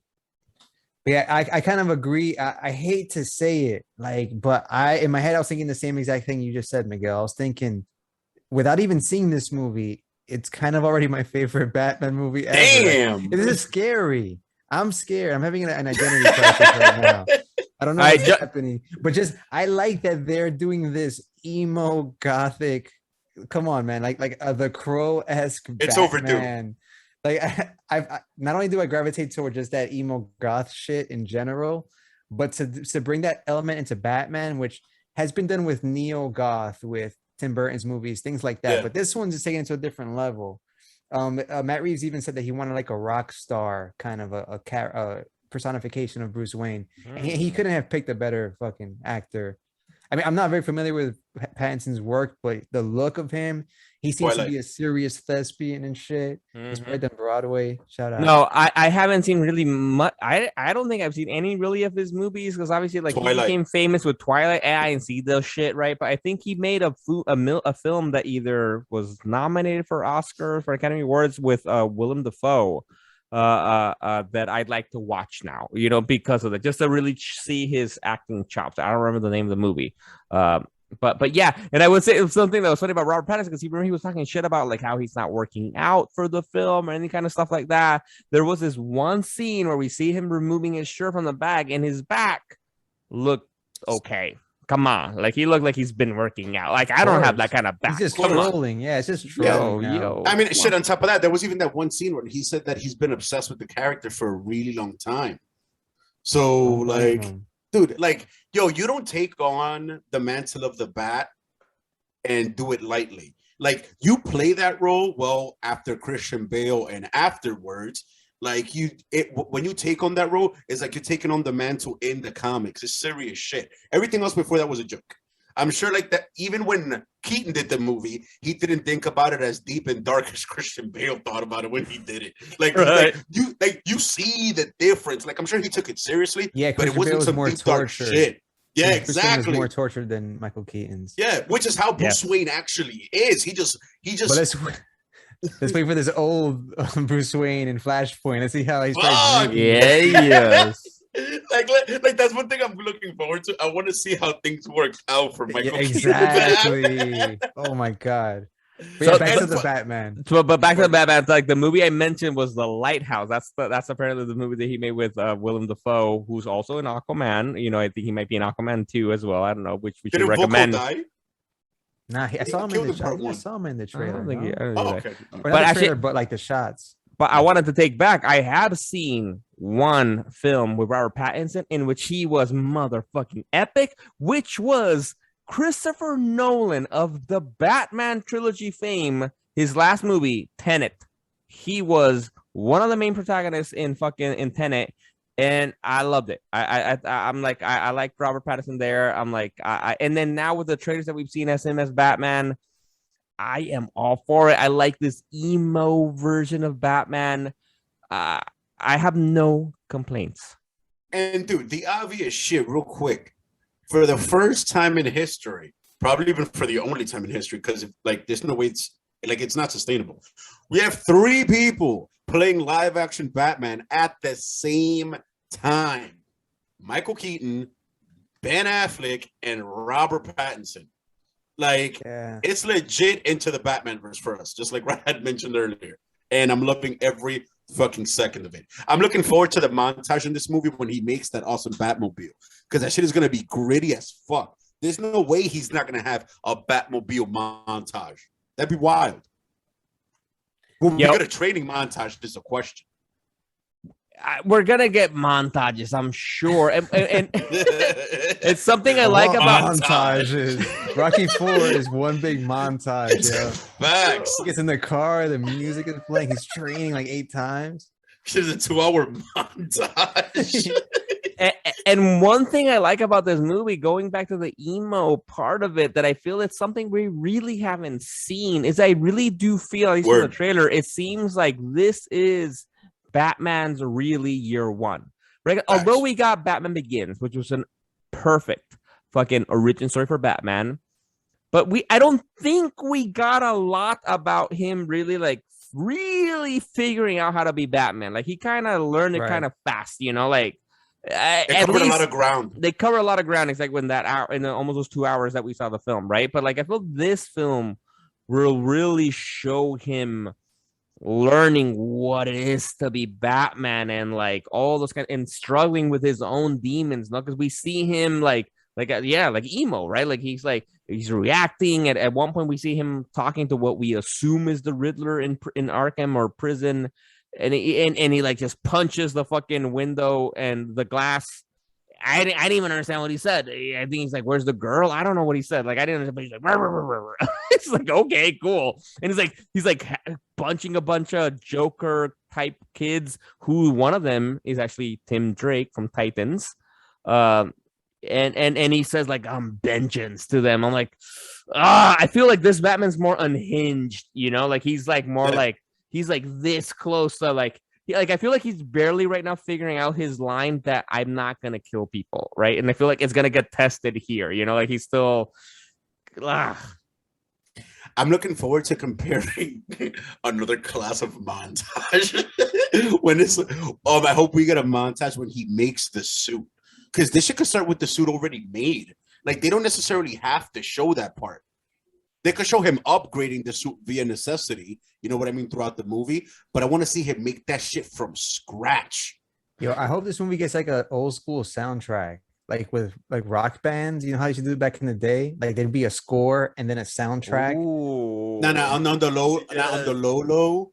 I have a feeling this movie's going, because ever since fucking James Gunn and Guardians of the Galaxy, I'm almost over highly recognizable song in movies. Like, I get it. Give me, like, I want this film to have some fucking what's this dude's name? Zimmerman. That does this Hans Zimmer. Yeah. Is it Hans Zimmer? Who the fuck is Hans Zimmer? Isn't it like that? No, Hans Zimmerman. Yeah. Zimmer. Yeah. Zimmer. Yeah. No, you're right. I think it's Hans Zimmer. Yeah, you're right. Yo, I want some fucking epic score. I don't want to hear like songs that I've heard. No, it is gonna have an epic score. No, I'm not saying like a retro soundtrack like Guardians. I'm talking about like, you know, like Blade has like a soundtrack with like Rage Against the Machine or some bullshit like that. Oh yeah, yeah. I get what you're saying. Yeah. But like, songs inspired by the Batman. Of course. Yeah, like, I'm over that fucking James Gunn-esque song shit. Like, it was fun. I get it. I don't hate it. I'm just over it. And I know they're going to abuse that shit in the Flash movie.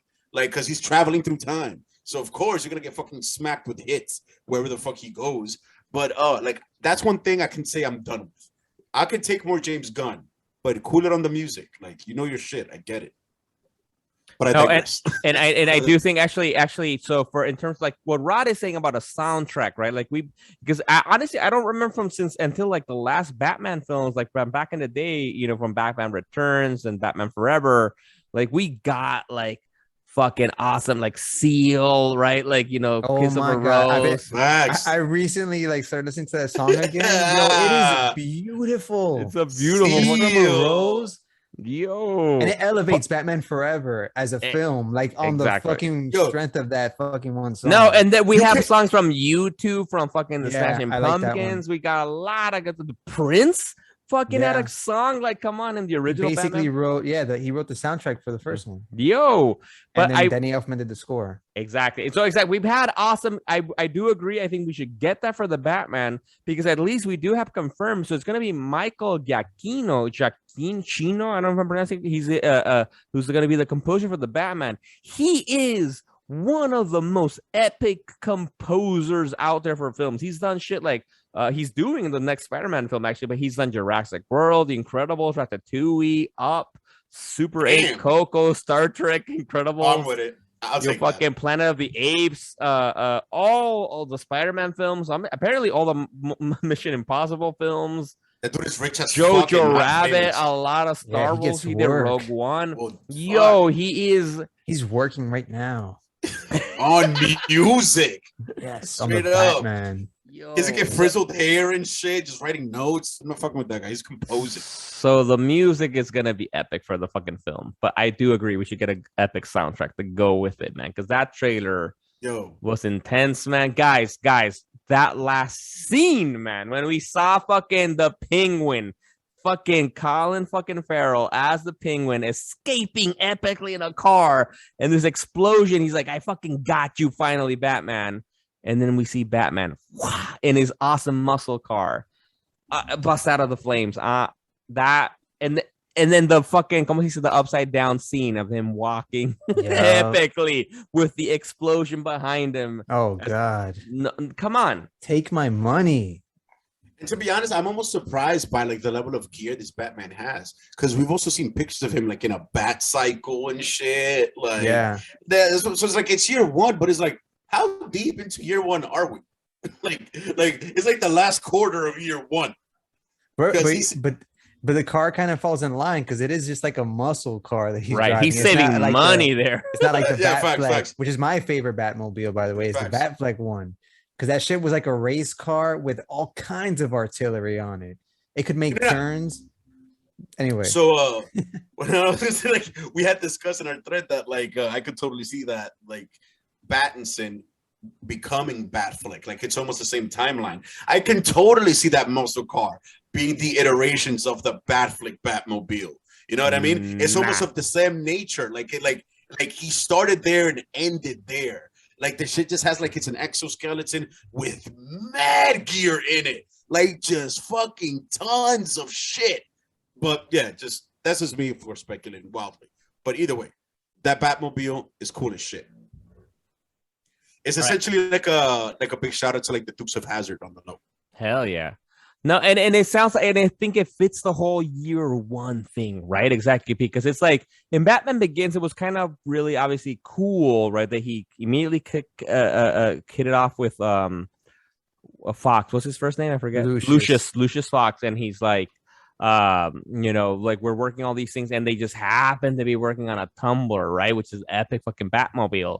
But I feel like within this world, it feels realistic. Like, all right, he has a muscle car and he just soups it up, right, and figures it out. And I'm cool. We'll see what happens later on if he gets a upgraded Batmobile that eventually leads to the Batfleck one. That'd be fucking dope to watch. Yeah, man. But not that we even need that. No, right? They could just keep it like what it is for 3 films. Like I'm ready. If it goes like in the next film, I'm gonna need like I'll need a few upgrades here and there. I mean, like he'll have a few. It can't be exactly the same. Like, damn, like you know what I mean? Like it's been time. Like there's been some time passed. Oh, but before we wrap, so we've seen the Batman trailer. We're fucking excited. We're gonna watch it again. But we have when does it come out? March next year, right? Yeah, March. I believe so. March 2022. So we got a while to go. So I don't think you guys know this, but I'm going to share this fucking information for you guys. I highly recommend you guys got to go fucking do this right now. And for all of the people reading out there, if you guys want to get a preview of what the movie may be like, I highly, highly recommend this book that came out last week. It was last week. 2 weeks ago, right now. It just came out right now. So it's this DC Black Label book imprint. It's called Batman the Imposter. So it's written by Mattson Tomlin, who co-wrote the Batman movie with Matt Reeves. Okay, he was brought on, later to write the fucking a movie with Matt Reeves and tweak it and shit. And it's illustrated by Andrea Sorrentino, who I don't know if people out there may know, but I love their fucking work. Andrea Sorrentino has done a lot of work with Jeff Lemire with the Gideon Falls and did the Old Man Logan run and has done stuff with, I don't remember who else, but it's awesome, beautiful, gritty kind of work. And I just read that first issue. It's fucking epic because I'm watching the movie. Like, I don't want to spoil much of it, but it really feels like year fucking one. I'll just describe this. The premise is the whole premise of the book, apparently, but which you don't really see until the end of that. It's going to be a miniseries. It's that there's a imposter. There's a Batman imposter out there dressed up as Batman, killing people, and so besmirching the name of Batman. And so he has to figure out who's trying to sully his name, right, and who's killing the people at the same time and clear his name. So that's the whole point of the book, right? But it's all set within year one, and the beginning of the fucking book is a fucking shot up Bruce Wayne, Batman, dropping himself on Leslie Tompkins, who we know is like classic doctor in the DC Batman lore, and we saw her in Gotham, who actually got married to James Gordon in the show, who drops himself, basically passing out, and then she, like, because it's Batman, and she like removes his mask and realizes it's Batman. He's like, what the fuck? Batman is Bruce Wayne. And then takes it from there. Like, in terms of like having to have Bruce Wayne, like, why are you doing this? Why should I not call the cops right now? Because you are obviously insane, right? Because you're dressing up as Batman, punching people. You're going to get yourself killed. Yeah. It feels real. It feels real. And the art is incredible. The writing is incredible. And I'm like, yo, if the movie is fucking half of what at least this first issue is going to be awesome. That shit sounds amazing. Batman the Imposter. Facts. That dude, fucking just hearing that shit, I'm even more hyped for the Benson flick. Just seeing that it's going to be heavy shades of that. You can definitely tell. Dude, fucking on that note, fans, you just heard us rant about how much money we're going to spend for the next 2 to 3 years, for hundreds of dollars and hours of our lives that we're never going to get back. Yeah. But we can't wait. DC take our money. Fandome, can't wait for it next year with better execution. Maybe I'll be able to take a shit and not have to wait hours to rewatch. Who knows? But you can just take the phone into the bathroom when you take a shit. That's what I did. I had I had like my phone for when I had to go away and like eat or whatever. Did you just listen to what you just said? Did you just listen to? That's reasonable to you? Like the fact that you have to switch devices to keep a continuous stream while you go take a shit or eat? That's crazy. I regret nothing. Well, it's a live event. What do you want? It's a live event, of course. Like, what else would you do if it's like you're like Comic-Con? Space things apart. Give people 20, 30 minutes in between events. There were little fluff pieces in there. Like that, you could go like we didn't even talk about the animated features that they revealed. Yeah, and we didn't talk about all like there was a Superman and Lois section, there was a Supergirl section, there was a Flash section, like about the anime from the show. I mean, not the anime, the CW shows, like, and there was a Stargirl sneak peek too. There was a Titan stuff. You can skip all. You go take a shit when you're talking, when you're saying all that. They could have at least published a schedule, which I'm hoping they do so next year. But yeah, I'm still gonna watch this shit next year, so it is what it is. Fuck it. On that note, I love you guys. This is Ches. Yo, peace. It's Miguel. Right. Deuces.